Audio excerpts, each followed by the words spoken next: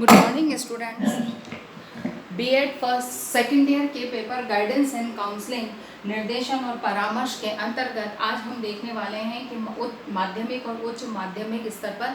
शैक्षिक निर्देशन के कार्य, क्योंकि यहाँ पर माध्यमिक और उच्च माध्यमिक स्तर पर बच्चा अमूमन किशोरावस्था के बच्चे होते हैं। इनको हर तरह के, चाहे शैक्षिक हो, चाहे व्यक्तिगत हो, चाहे व्यावसायिक हो, हर तरह के निर्देशन की आवश्यकता होती है। इसलिए ये एक महत्वपूर्ण फेज होता है जिस पे निर्देशन के कार्य बहुत सावधानी पूर्वक और बहुत ध्यान से और बहुत हर क्षेत्रों को ध्यान में रखकर किए जाने चाहिए। सबसे पहला जो इसका कार्य है वह है विद्यालयी आवश्यकताओं की जानकारी प्रदान करना।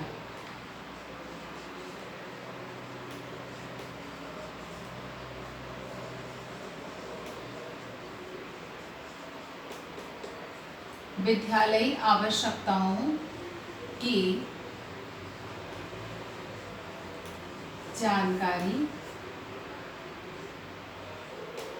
प्रदान करना, ठीक है ना। यानी कि यहाँ पर विद्यालयी आवश्यकताओं की जानकारी प्रदान करना, यहाँ पर बालक के लिए ये समझना बहुत अनिवार्य होता है कि उसके दृष्टिकोण से विद्यालय के क्या कार्य हैं और बालक मतलब कि एक तरह से कहा जाए कि विद्यालय की क्या आवश्यकताएं हैं, किस तरह से विद्यालय बालक के से अपेक्षाएं रखता है और बालक की किस तरह की आवश्यकताएं हैं जो विद्यालय से पूर्ण हो सकती है। इसीलिए विद्यालय आवश्यकताओं की जानकारी प्रदान करना, जिससे कि बालक अपनी उन समस्त आवश्यकताओं के प्रति सजग रहे और उनकी पूर्ति, उनका जो समाधान है वो प्राप्त कर सके। दूसरा है विद्यार्थियों से संबंधित सूचना एकत्रित करना।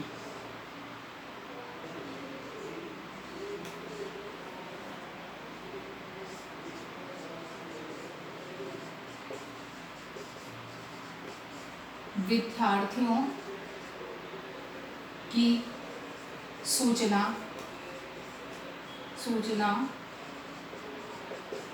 एकत्रित करना, यानी कि अगला जो कार्य है वह है कि विद्यार्थी से संबंधित, विद्यार्थी की सूचना एकत्रित करना, अर्थात बालक से संबंधित उसका व्यक्तिगत जो है उसकी व्यक्तिगत सूचना एकत्रित करना। उसका जन्म कैसे हो, कहाँ हुआ, कैसे हुआ, किन परिस्थितियों में हुआ, तो उसका जन्म के समय स्वास्थ्य कैसा था, माता पिता का शैक्षिक स्तर क्या है, उनकी आर्थिक मतलब उनकी जो कहना चाहिए आर्थिक स्तर कैसा है, परिवार का आर्थिक स्तर कैसा है, परिवार में कितने सदस्य, मतलब एक तरह से कहा जाए कि बालक के विकास के लिए हर पक्ष उसमें किसी न किसी रूप से प्रभावित करता है। इसीलिए विद्यार्थी से संबंधित चाहे पारिवारिक है, चाहे सामाजिक है, चाहे शैक्षिक है, समस्त सूचनाओं को एकत्रित करने का कार्य निर्देशन के अंतर्गत आता है, जिससे कि सही निर्देशन बालक को प्रदान किया जा सके। अगली बात इसके अंतर्गत है छात्रों के है तो शैक्षिक व्यावसायिक सूचनाएं एकत्रित करना।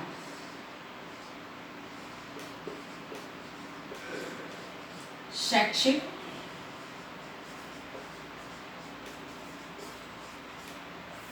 व्यावसायिक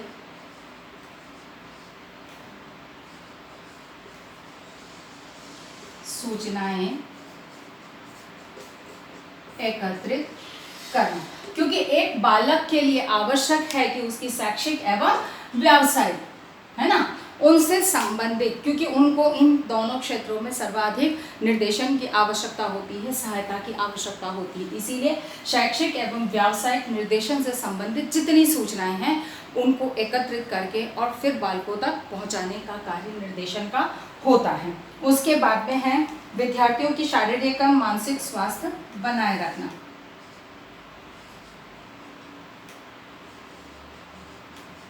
छात्रों का शारीरिक व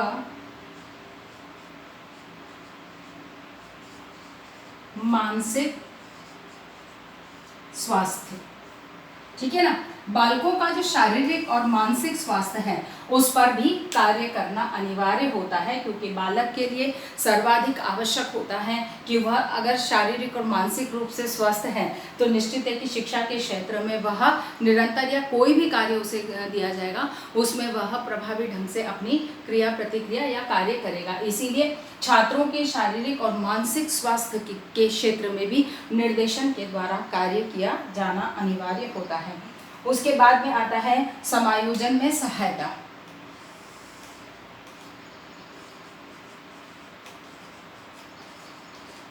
समायोजन में सहायता यानी कि एक बालक को समायोजन के दृष्टिकोण से किस तरह से परिस्थितियों से समायोजन करना है, इसके लिए उसे प्रशिक्षण प्रदान करने का कार्य निर्देशन का, अर्थात इसके माध्यम से बालक को समायोजन करना की जो प्रक्रिया है या समायोजन में सहायता प्रदान की जाती है कि उसको किस तरह से कैसे समायोजन करना चाहिए। उसके बाद में आता है अध्ययन कौशल के विकास में सहायता।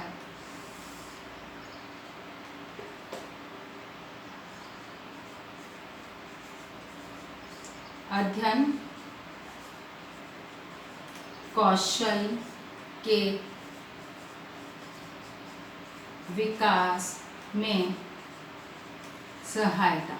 यानी कि एक बालक के अध्ययन में सहायता प्रदान करना, क्योंकि शैक्षिक समस्याएं बहुत सारी होती हैं बालक के, चाहे अधिगम से संबंधित समस्याएं होती हैं या अन्य प्रकार की, तो उनमें उसके विकास में यानी कि उसके अध्ययन के, जैसे कि उसको किसी भी चीज़ को स्मरण याद रखने के लिए वो किस तरह की तकनीक को अपना सकता है, किसी समस्या समाधान के लिए किस तकनीक को अपना सकता है, अधिगम के लिए जो भी उसके संसाधन है वो कहाँ से जुटाए जा सकते हैं, इस तरह से अध्ययन कौशल के विकास के में उसको सहायता, उसमें विकास की जो प्रक्रिया है उसमें विकास में उसको सहायता प्रदान करना, जिससे कि बालक का जो विकास है वो निर्बाध गति से निरंतर रूप से आगे बढ़ता रहे।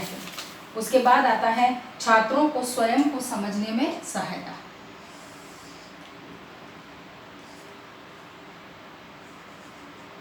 छात्र को स्वयं को समझने में सहायता यानी कि एक बालक अपने आप को स्वयं को कैसे समझ सकता है, उसकी स्वयं की क्या आवश्यकताएं हैं और किस तरह की उसकी योग्यताएं हैं, उसकी रुचि योग्यताएं या अन्य जो भी है, उसकी अपनी कार्य क्षमताएं, उसके अपनी विचारधाराएं, उसका दर्शन, इन सबको समझने की क्षमताओं का विकास इसके माध्यम से निर्देशन का कार्य है। फिर समस्याओं के समाधान में सहायता।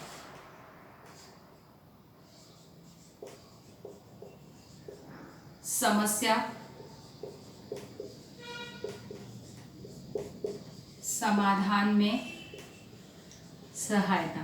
यानी कि एक बालक को किसी भी प्रकार की समस्याएं कैसे आती है, इनका समाधान कैसे किया जा सकता है, इसमें सहायता प्रदान की जाती है। अर्थात कि बालक की अपनी समस्याओं का समाधान, चाहे व्यक्ति को, चाहे व्यक्तिगत हो, चाहे शैक्षिक हो या सामाजिक हो, किसी भी तरह की हैं, उनका समाधान उसे कैसे ढूंढना है, यानी कि स्वयं को भी तैयार करना कि वह अपनी समस्याओं का समाधान स्वयं ढूंढ सके, और उसकी कोई ऐसी समस्या है जिसका समाधान स्वयं के व्यक्तिगत संभव नहीं हो पा तो किसी अन्य के माध्यम से उसके समाधान किस तरह से प्राप्त किया जा सकता है, उन समाधान को सहायता प्रदान करने का कार्य निर्देशन का है। फिर बाद में समय प्रबंधन की आवश्यकता।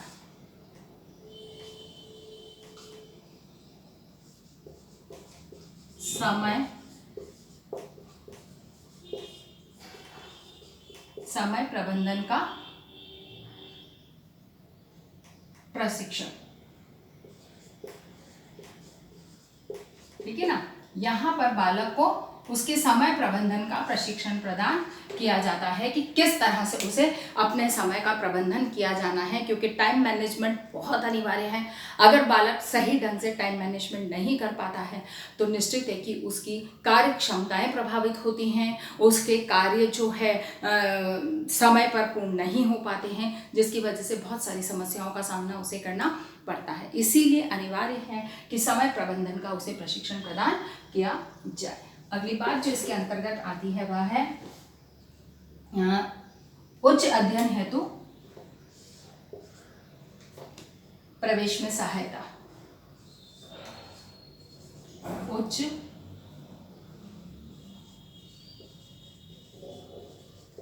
अध्ययन हेतु प्रवेश में सहायता, यानी कि एक बालक को उच्च स्तर पर शिक्षा अर्जित करने के लिए प्रवेश प्राप्त करना होता है, जिसकी किस तरह से वो प्रवेश प्राप्त कर सकता है, उसकी योग्यता के अनुसार कौन सा उच्च स्तर की कक्षाएं हैं, कौन सा विद्यालय है, महाविद्यालय है जहां पर वह प्रवेश प्राप्त कर सकता है, प्रवेश के लिए क्या उसकी योग्यताएं हैं, उसको उन योग्यताओं का पूर्व से ही उसमें प्रशिक्षण प्रदान करना, यानी कि उन योग्यताओं को वो हासिल कर सके, जिससे कि आवश्यकता के समय जब उसको प्रवेश के समय उन योग्यताओं का जो उसका प्रोफाइल है वो वहाँ पर तैयार मिले, अर्थात कि उच्च कक्षाओं में प्रवेश के लिए उसे सहायता या उचित निर्देशन प्रदान करना। फिर बाद में शैक्षिक उन्नति में सहायता,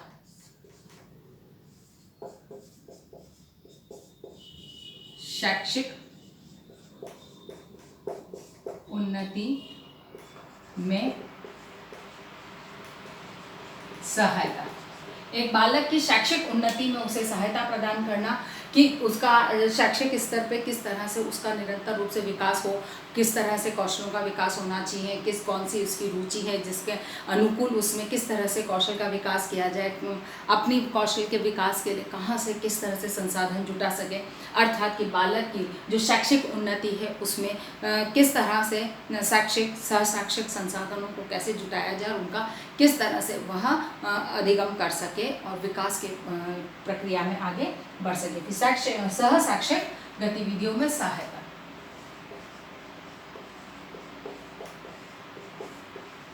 सहशैक्षिक क्षेत्र में सहायता,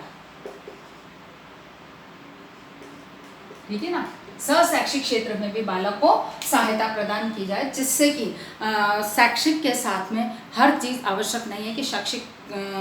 गतिविधियों के माध्यम से ही वह प्राप्त कर सके, बहुत सारी ऐसी चीज़ें होती हैं जो वह सहशैक्षिक प्रक्रिया के माध्यम से प्राप्त कर सकता है, अर्थात कि इसका जो निर्देशन का जो कार्य है उच्च माध्यमिक और माध्यमिक स्तर पर, उसमें बालक को किसी भी तरह से उसकी समस्याओं का समाधान करना और विकास और व्यक्तित्व के निर्माण में उसको सहयोग प्रदान करना इसका मूल कार्य होता है। आज हम अपनी बात को यहीं तक रखेंगे, कल हम देंगे कि शैक्षिक निर्देशक के क्या दायित्व होते हैं। इसी आधार पर आज का हमारा प्रश्न होगा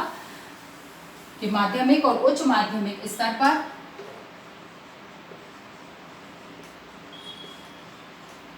माध्यमिक व उच्च माध्यमिक स्तर पर शैक्षिक निर्देशन के कार्यों को स्पष्ट कीजिए। अपनी बात को समाप्त करने से पहले कोविड-19 की इस महामारी के दौर में बहुत अधिक आवश्यकता होने पर ही घर से निकलें, अन्यथा सरकार के द्वारा जारी गाइडलाइन का सख्ती से पालन करें। घर से बाहर निकलना है तो मुंह पर डबल मास्क लगाएं, सोशल डिस्टेंसिंग का पालन करें, अपने हाथों को सैनिटाइज करते रहें। स्वस्थ रहें, सुरक्षित रहें। धन्यवाद।